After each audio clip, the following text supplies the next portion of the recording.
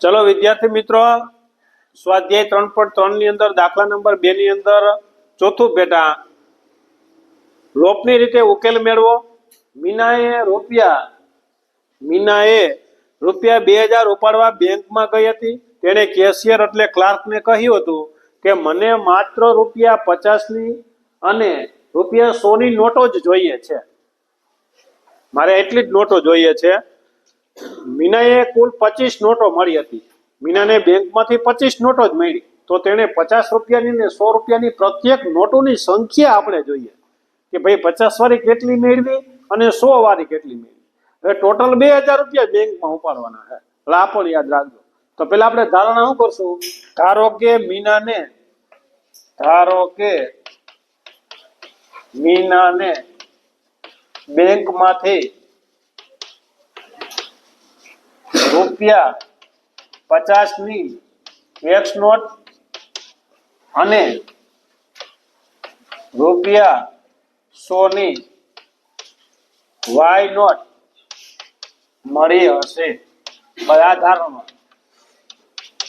આપને ખબર નથી કે 50 વાળી કેટલી નોટ મળી એ ખબર નથી, 100 વાળી કેટલી મેળવી તો આપણે મેળવવાનું છે. તો આપણે પહેલી ધારણા આ કરી લીધી. ધારો કે મીનાને બેંકમાંથી રૂપિયા 50 ની એક્સ નોટ અને રૂપિયા 100 ની વાય નોટ મળી હશે.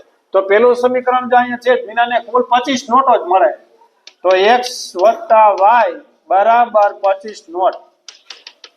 પેલું સમીકરણ તો બહુ સરળ કે બે થઈને 25 નોટો જ મળે, x ની આપણે નથી ખબર, એટલે x વત્તા y બરાબર 25. હવે બે થઈને 25 નોટ મળે એ ફાઇનલ છે. તો 50 ની કેટલી નોટો હોય છે અને 100 રૂપિયાની કેટલી નોટો હશે એ આપણે ખબર નથી, બરાબર છે. તો હવે યાદ રાખજો, બીજું સમીકરણ એવું કહે કે કુલ 2000 રૂપિયા. તો દાખલા તરીકે 5 નોટ 50 ની હોય તો 5 ગુણ્યા 50 કરવા પડે, એટલે 250 થાય. તો અહીંયા એક નોટ મળે છે, તમે જો તો રૂપિયા 50 ની મીનાને રૂપિયા 50 ની નોટ કેટલી મળે છે?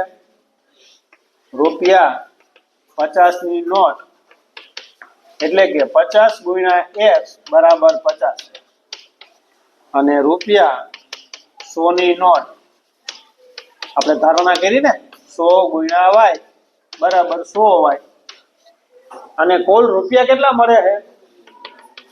50x વત્તા 100y અને બરાબર 2000 રૂપિયા. આ સમીકરણ 2.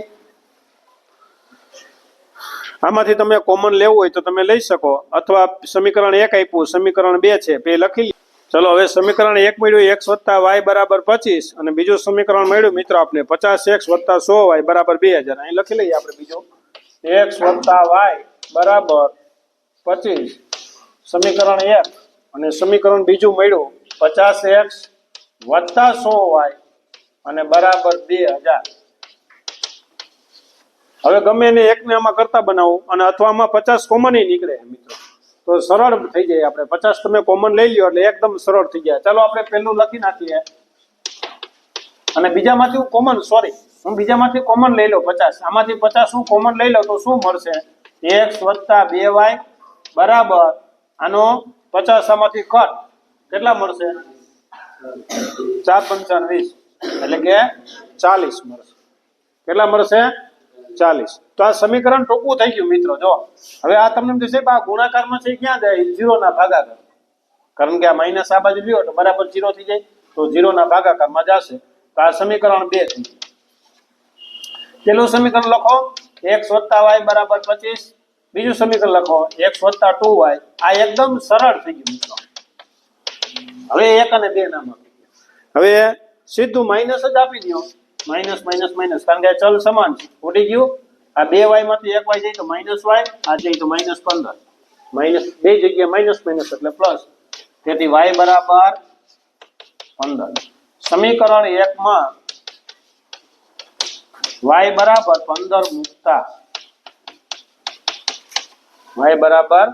મૂકતા સમીકરણ 1 લખો x વત્તા y બરાબર 25. તો x બરાબર y ની જગ્યાએ 15 બરાબર 25, તેથી x બરાબર 25 માઇનસ 15, તેથી x બરાબર તમને મિત્રો મળશે 10. તો રૂપિયા 100 ની કેટલી નોટ? તમે 100 ની કેટલી ધારી હતી? તો અહીંયા જોઈ લેવાનું 50 ની x, તો એ 10 નોટો એટલે 50 ગુણ્યા 10 તો 50 ની નોટો 10 એટલે 500 રૂપિયા થયા, અને 100 ની નોટ કેટલી 15, તો 100 ગુણ્યા 15 એટલે 1500 થયા, 1500 વત્તા 500 એટલે કેટલા થયા 2000. તો આપણો જવાબ 2000 રૂપિયા આપણે મળી જવા જોઈએ.